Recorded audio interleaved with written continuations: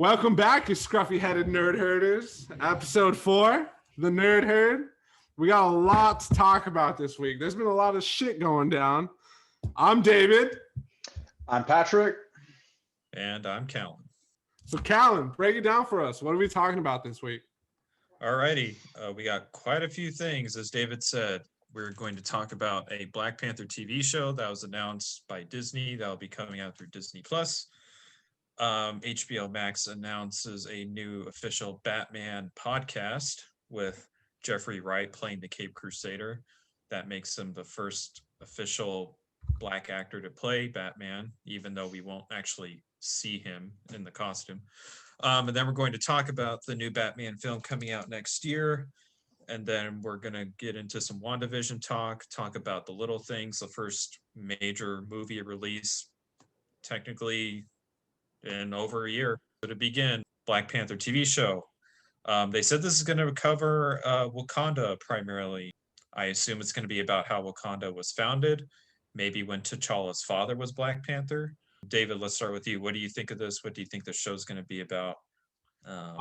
Let's see. To start off, I love how they're getting Ryan Coogler. Is that how you say his name? Yep. I love how they're getting him back.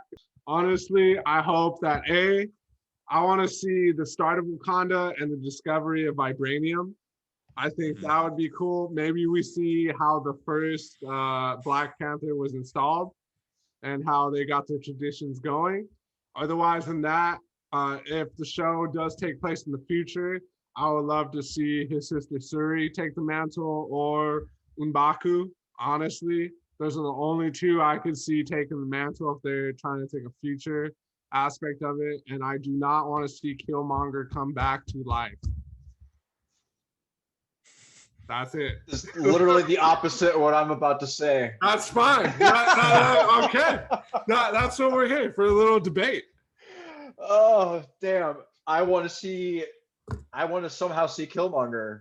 Fuck you! Because you know what? I was rooting for his ass that entire movie. Oh, I was, but he died. Why do we always have to bring back someone? Okay. Let me put it this way. He doesn't necessarily have to come back from the dead like we're seeing with Vision and this whole bullshit from Wandavision, but show the actual his upbringing, the dynamic between his dad and the king of Wakanda from 20, 30 years beforehand. I want to see where that whole relationship just soured and just where why it went to this extreme. If they somehow bring back Killmonger, yeah, I don't want to see it where it's he's magically alive somehow, not that, but I just love that character, and I think they do some sort of justice by showing the dynamic between the two brothers. Yeah, I'm kind of in the middle between you two. I like to see the beginning of Wakanda, how vibranium was made, like you said, David. And I also want to see T'Challa's father as when he was Black Panther and how that influenced T'Challa as a child and how he evolved as a person growing up with a father with so much power. And with Ryan Coogler attached, I think he's going to have more of an executive producer role, and he might direct the pilot. What would be pretty cool to me is to show T'Challa growing up as a child in Wakanda, and then you show Killmonger growing up in Oakland. Like a parallel. You've got the two parallels. Honestly, another aspect that I really want to see, I would really like to see the introduction of Atlantis and the Submariner. Because honestly, in the comic books, he's been a huge rival between Wakanda and Atlantis, and they've been waiting for that forever. So Marvel needs their Aquaman, so I think that would be a great introduction into his villainy, because he started as a villain in the comics, and then we would see where they go from there and get to introduce him into the MCU. So and I'm just gonna throw this out there for maybe a huge pipe dream. Yes, I'm a smoker, all that shit, but I'm like, all right, vibranium fell from space, it hit Wakanda, they got that pure metal. Who else fell from space? Fucking Venom. maybe Venom came back for their fucking medal. You know what I mean? Like, I think that would be a cool tie-in too. And then a whole different aspect in the MCU compared to the comics. Because I'm like, oh, that'd be pretty cool. Like, Vibranium fell here. Maybe Venom and their boys are trying to get their shit back. Yeah.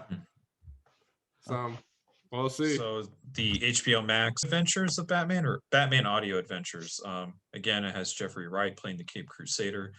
What's interesting about this is that it's a comedic take, because Dennis McNichols is the head writer of this, but the cast is quite stacked. It's going to have Chris Parnell of SNL alumni, Seth Meyers, John Leguizamo, Jason Sudeikis, Rosario Dawson, etc. So I guess, what do you guys think about this comedic approach to Batman? Granted, again, it is a podcast, so do you think there should be a visual accompaniment with it over time? Patrick, what do you think? I can't say I'm necessarily like excited about it. I've already got way too many podcasts on my plate as is that I listen to and audiobooks. So like for me to actually want to listen to this, it's gonna have to really like be like top of the level. Like otherwise I'm honestly not gonna listen to it unless it's a good paycheck. First of all, I don't even listen to podcasts, and apparently we're making one right now.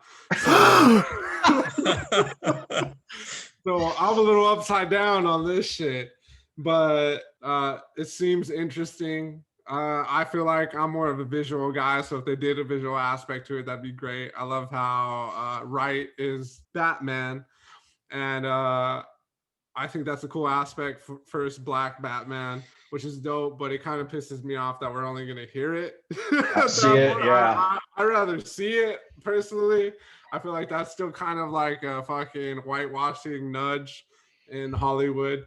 Like they're so afraid of Superman or Batman being Black or any other race. So to me, it's just like, I'd rather see it visually first. But just the cast alone and seeing how comedic it is, I feel like it could be a different aspect to it, because we've seen how dark Batman could get. Like, let's see how funny Batman could get without the Joker cracking jokes and blowing people's heads off. So. Please don't show the Joker. Not in this. Right? I think they need to get a good ground going first before they bring in that heavy hitter. Yeah, once I saw this and I read it, I was just like, this would be a better animated show for HBO Max. Just something a little different, very Adult Swim-like, probably. Yeah. It seems like if any of you have seen the Harley Quinn show on HBO. I've seen some of it. Yeah, honestly, I've watched the first 2 seasons. It's great. It's really funny and dark at the same time. Yeah. And just the fact that it's a podcast from HBO Max, to me, doesn't make a whole lot of sense, given the fact that they are a streaming platform. Like, that's first and foremost for them. Jeffrey Wright is not only going to be Batman in the podcast, but he plays the first Black Commissioner Gordon in the new Batman film that's coming out in 2022 now, with Robert Pattinson as Bruce Wayne Batman, Andy Serkis as Alfred. So, David, I'll start with you. What are your hopes and dreams of this new Batman film? What are your concerns? My expectations, first off, I like that this Batman movie is taking place within the first year of Batman being Batman. So he's still catching his stride into the rhythm of who he wants to be as a vigilante and superhero. And I don't know if you guys have watched Year One. It's on HBO Max, but that is a great animated series. And I feel like they're going to take a lot of those aspects into that. And honestly, I just want to see a lot more detective work in this compared to what we've seen. I think Robert Pattinson is going to bring a whole different aspect of what Batman can be, and the grittiness. I don't know if you guys really don't take Twilight into account here, because he's become honestly one of my favorite actors since that movie. Like, he's taken way more indie films, darker roles, and he's proven himself. He's a serious actor, man. I don't know if you guys have ever seen The Good Times, but that's my favorite movie of his, where I was like, yeah, I'm down for this guy to be Batman / Bruce Wayne. I think he's gonna do it justice compared to all the past Batmans. And honestly, I'm excited for the Riddler because of that actor. And I've seen some past movies with him. Prisoners, yes, Dude, that Prisoners, where he played a basically a child rapist serial killer, and like I feel like that is the exact mind state where the Riddler needs to be, and I feel like he's gonna really kill it, literally and figuratively. I hope that we get to see Hush. I don't know if you guys have seen Batman Hush, but that is an awesome like side, really underdeveloped character that could really bring a whole new aspect to Batman. And as far as future stuff for Batman, I really hope they start to tease Mr. Freeze. yes, Jesus with Christ. Arnold. Yeah. No, get out. I actually think Rafe Fiennes would be the perfect Victor Freeze. I don't know who would be the perfect Mr. Freeze, but I want to see a little bit of a cold call to him. I don't want to see him full frontal like Justice League, like foreshadowing, but if they could play into that, I think the Mr. Freeze storyline has been really missed in the Batman movies, and he's a great rogue for them to go into in the future. Bryan Cranston. Oh, that would be great. Yeah. I haven't especially thought about since that. He's not Commissioner Gordon, because he's a spitting image of Gordon. Yeah, that would be great. For me, the main thing that I want, a couple of things I want. Give me as gritty as possible. Like you said, David, with that first year, I want to see him still have his slip ups, his mess ups, like kill a guy. I don't know, like still have like I want to see like if he does kill a guy, like what goes on in his head like mentally to make him maybe come up with that code that he has where he doesn't actually kill people or whatever. But if he actually like ends up like killing a dude, like I want to see that psychological aspect. That's a great aspect. Yeah, 100%. Next thing I want to see is show me a non-cartoon version of the Penguin. Like give me the full-on true Cobblepot crime lord like he's supposed to be, not the whole what's his name? Danny DeVito. Not the Danny DeVito Burton Penguin, which was just, it was great when I was like a kid, but like looking back at it now, like I just cringe the entire time. And it Danny honestly DeVito just makes me, is a god. How it just makes me just makes me so uncomfortable seeing him like that. And the last thing I want is, I love the Nolan films, I truly do, but less plot conveniences. Less plot conveniences and less plot holes. Like, let's get something, a tight story with I believe in Matt Reeves. That's it. When the trailer came out, I loved the gothic feel to it. It felt like Gotham City finally. I felt like we haven't really had that true Gotham City feel in any Batman film. So the vibe this trailer gave off, it really makes it seem like Gotham is a character of its own. My hopes is, and we get a hint of it in the trailers, that we literally just see Batman demolish some motherfuckers. Because that's what he does in the trailer. He beats that guy to the pulp. And going back to what you said, Patrick, maybe that's the moment we see where he either kills that guy or almost kills him. And he has to take that step back and be like, is this who I need to become to protect Gotham, or can I be something more than that? But they seem to portray him as a very fearful subject, which Batman is. But do they take it to that level? Do they push that boundary? The thing with actors playing Batman and Bruce Wayne is that they're either a good Batman or they're a good Bruce Wayne. They haven't really been both. You could argue with Christian Bale is that he was a great Bruce Wayne, but his Batman was questionable. He didn't do shit detective-wise, man. Like he didn't do anything like it. Yeah, he was a great Batman action-wise, but not detective like. And that's why I think a lot of people like Ben Affleck's Batman, is because he plays both of them very well. He did. I think Ben Affleck was really hated on for when he did the best portrayal of who Bruce Wayne / Batman actually is. He was also the most intimidating Batman by far, like the look wise, like he looked was a like he could beat beefcake. the shit out of you. I mean, that warehouse scene in Batman v Superman, that's all you need to know. Dude, So that warehouse scene is the best Batman fighting sequence that has ever been made to this point. I love the Dark and that's Knight what I hope. series, And but that's what I hope we see more of in this one, based off that snippet we saw of him beating that guy to the pulp. So that'll be interesting because when you look at Robert Pattinson, you don't necessarily look at him and say like, okay, that's Bruce Wayne, because he kind of looks like a lizard. No offense, but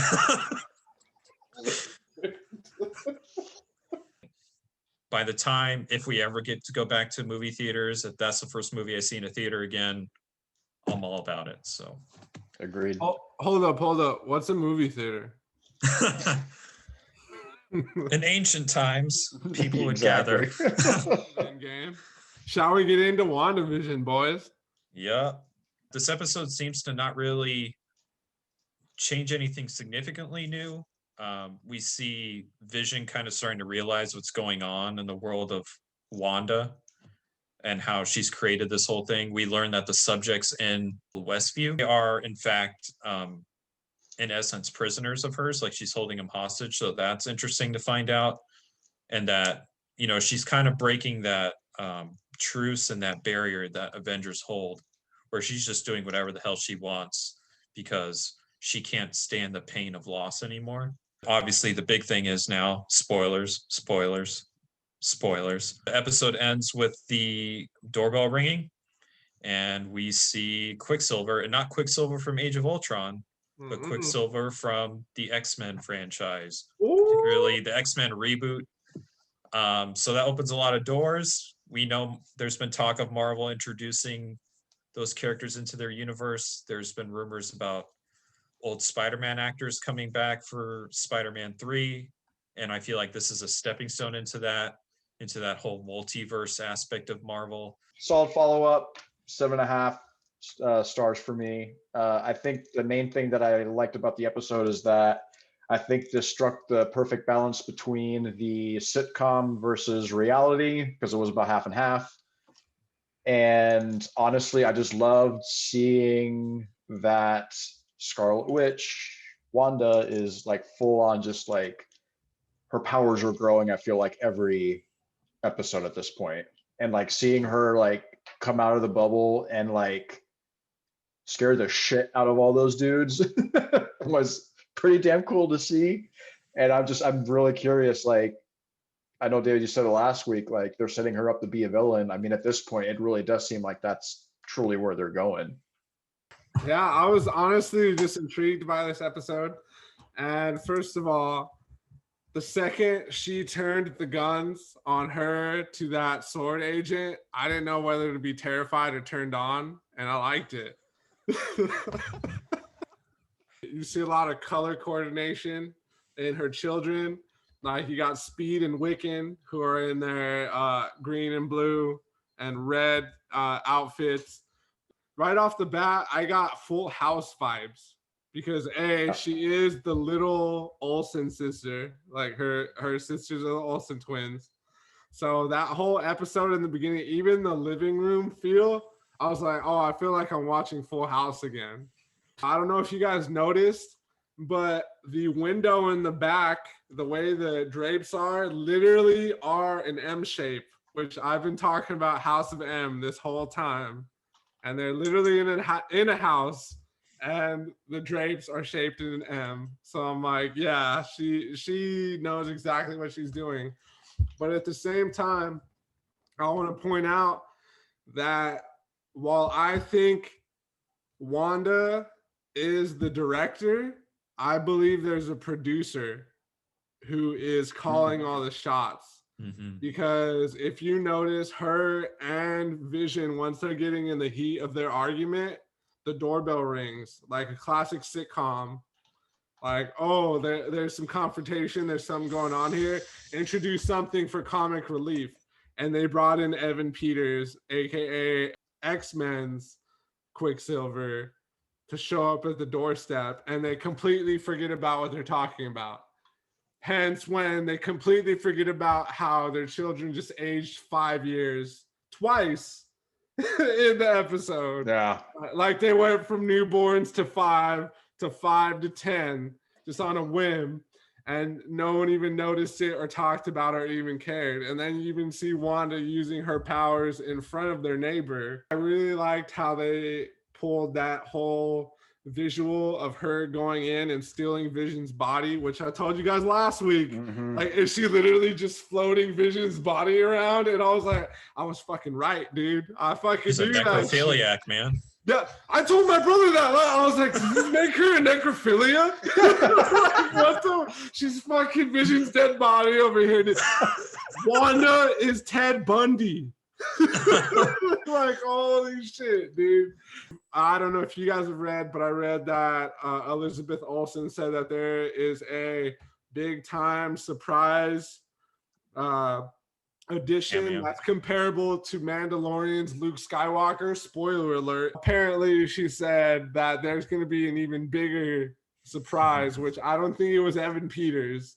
I think there's going to be an even bigger addition to this show, which honestly, my top 2, I'm hoping it's Doctor Strange, because I think he's the only one that's going to know what the hell's going on and how to stop her. And number 2, I'm kind of hoping it might be Spider-Man. I believe that it's Mr. Fantastic. Mhm. He's been teased by Monica Rambeau because they brought up in this episode that there is an aerospace engineer friend. I don't know if you caught that. Yeah. Now I remember. I Yeah. didn't catch that, but I'm listening. Continue. So I think that this, I think we're Disney already cast this Mr. Fantastic. We just don't know it yet, and I think this is how they're going to introduce the Fantastic Four. I think this is going to be someone at the very end, that last episode, where kind of like with Mando, it's just going to be a door opening, and instead of Luke Skywalker walking through, you're going to see Mr. Fantastic. And AKA Jim fucking Halpert. I thought for a while it was going to be Professor X, but James McAvoy's Professor X. Like, he went with Quicksilver, you know? Okay. Obviously, that version of Quicksilver, he joins Professor X and all them in the I guess you can call them X-Men prequels or whatever. So it'd be interesting if he showed up along and, Professor X is all like, you don't understand your powers, so and so, like, come with me, I'll cure you, I'll use my mind, shine my ball, pet my shiny bald head, I'll cure you of your anger. So What did you just say? That is getting a little too risque. Anyway, I give this episode a 7.5 out of 10. Okay. I'm gonna maintain it an 8 because honestly, I see what they're doing and I respect it. And so this is going to be our first movie review.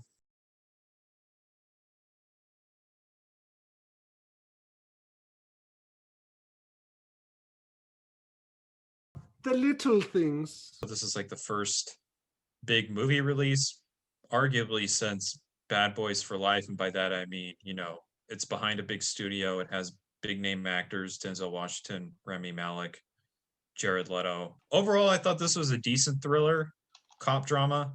The more I've been thinking about this movie over the past week, it just reminds me too much of Seven in terms of format, the character choices. You have the old veteran cop who gave up on detective work, and then a new killer comes in and be like, oh, well, I got to go find out who this is. And then you have the younger cop that's like kind of full of himself. But now he's like taking he's taking the guidance from the veteran. We meet the suspect halfway through, just like we do in Seven with Kevin Spacey. The movie ends in a very similar setting, middle of nowhere of California. It just kind of reminded me too much of Seven, and by that, it just didn't seem too original to me. However, the more I kind of marinated with where the movie went, I do appreciate the fact that we actually didn't really find out who the killer was. I thought that was a little risky, but I liked it. It's different, and it leaves it up to interpretation. I thought the performances were great. I thought the weakest one was Denzel. Unfortunately, I feel like Denzel's on like this weird path where he's kind of going the Liam Neeson route, but Denzel's movies actually come out in the theater, you know? I see Denzel do a role like he did with Training Day or Malcolm X. Like I want to see him do like real legit Denzel where he's really an Oscar talk again. Because I feel like those movies that he does that are an Oscar contention, he's just doing it to get the Oscar, and the movies aren't that good. So Callan, are you saying that King Kong does have shit on him? Yeah, right now. So,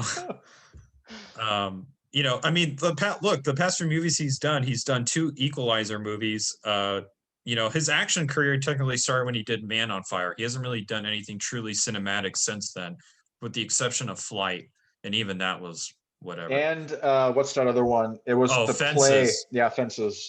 Since this is a movie, I'll change it up. I'll give it the letter grade of a solid B. It was good. I don't know if I'll ever watch it again, but it was nice to have something new finally after a year. That wasn't like a streaming movie or what have you. So solid B for me. Patrick, what about you? I'll just say straight out of the gate, a 7 out of 10 for me. Sticking with my letterbox score of a 3.5 out of 5.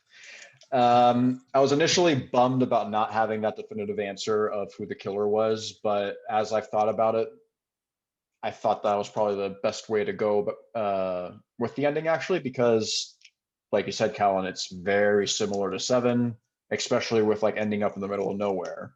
Now, I think the scene that really gives it away of who did this is the creepy, awkward boner.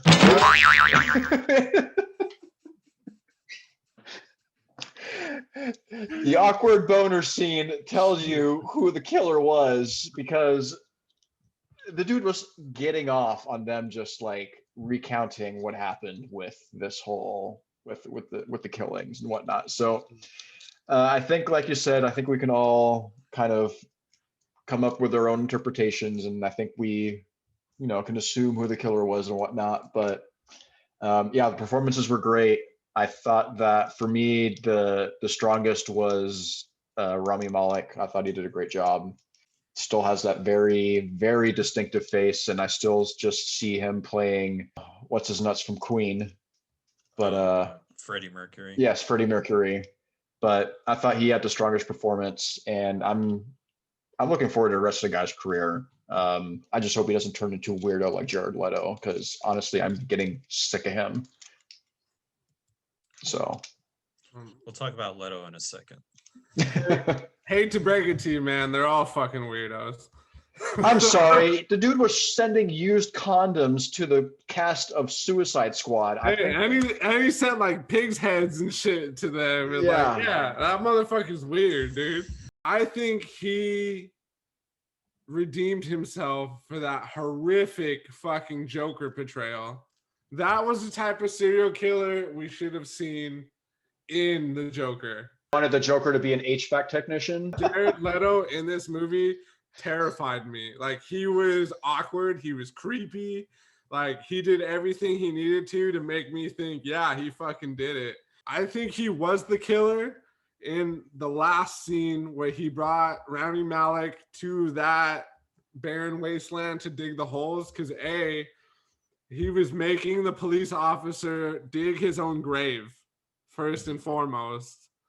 He was getting him tired because if you watch that whole movie, he had a gimp leg. He is not at full strength. He's not powerful. He overpowers women, which is what he's been doing the whole time. If you've seen all these victims, they're all young women.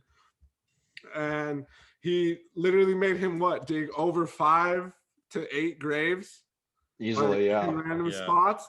And then if you see him turn around, he literally pointed his finger at him. I don't know what hood you're from, but when we pull that up, like, I'm gonna fucking kill you. He was literally trying to get his gun from him. Why the hell is he digging with his back towards him? Why would you trust this guy at all? The whole time I was like, oh my God, please hit this motherfucker with the shovel. And then he did, and I was like, oh my God, I'm fucking right. Like, when he did it, I was so excited because I was like, finally, a smart fucking cop because I'm so done with dumb fucking cops. And Rami Malek, I thought was great. I read a lot of reviews and people complained about his speech impediment or how he talked. But honestly, I don't think, especially after 2020, that a lot of people have got out in the world and they're expecting like a Shakespearean performance from everybody. And I'm like, no, people don't fucking talk like that, dude. People talk different and they don't talk fucking fluent and they're not smooth, you know what I mean? So like you deal with a lot of different people and speech impediments and accents. So like that to me was the most authentic thing they could do, especially being cops. And everyone was complaining about the ending, like, oh, we didn't know who really killed him. I was like, do you think that cops know 100% of who killed who? Yeah. Like that was the most realistic thing we could see, in the sense of, you know what, a lot of the times they don't know who did it. They don't know what happened. They just need a resolution to make the rest of us comfortable. And it made the viewers uncomfortable, which made it a good film because it's got us talking. It's got us debating about it. So with that, we'll close it out with weekly recommends. I got two. Real first, the first one being the new Taika Waititi produced movie Baby Done. It is from New Zealand, made in New Zealand, an entire New Zealand cast. Yeah, Taika is one of the main producers on it. Just a solid feel-good movie. If you just need something to cheer you up, that one's really good. But the now Oscar frontrunner for me, A Promising Young Woman, is my true weekly recommend. It's a great movie with the whole Me Too movement. It's got a loaded cast with Carey Mulligan as the lead, Bo Burnham as the co-lead, Alison Brie and Stifler's mom. She's in it as well. I must prepare. She's arrived. But it's a great thriller. The trailer doesn't quite prepare you for what you're truly in for. I will leave it at that. Well, I have two as well. Resident Evil 7 Biohazard. I finished it last week. It's the first entry where it kind of goes that first person route, which I wasn't too sure about because Resident Evil is all about that third person aspect, but it was really good. Probably one of the scariest games I've ever played. It's a lot of fun to play late at night with all the lights off. The story is very rich and it just wants, it just really pulls you in until the very end. And it gets me excited for Resident Evil 8 Village. So check that out if you haven't played it. But my main recommend is a movie that might get some Oscar recognition in the filmmaking aspect, and that's Paul Greengrass's new joint, News of the World, with Tom Hanks. I coughed up to $20 on it because it was just something I really wanted to see since I heard about it. It's very well shot. It's a very simple story. Paul Greengrass captures significant moments of tension, as he always does with his films. And Tom Hanks can't go wrong with America's Dad. So solid performances all around. Great. A movie that's shot insanely well. Probably some of the best cinematography I've seen in a while. So that's my main recommend. News of the World. You can find it on theater at home jargon, and you just pay the $20. So my weekly recommend is the Mr. Coffee iced coffee maker, because goddamn, that shit has been saving my life. But the Mr. Coffee iced coffee maker will literally make your day so much fucking better. Have some coffee, get your day going, and let's go. The nerds have been heard. Court is adjourned. Now get the fuck out of here. See you guys. Bye.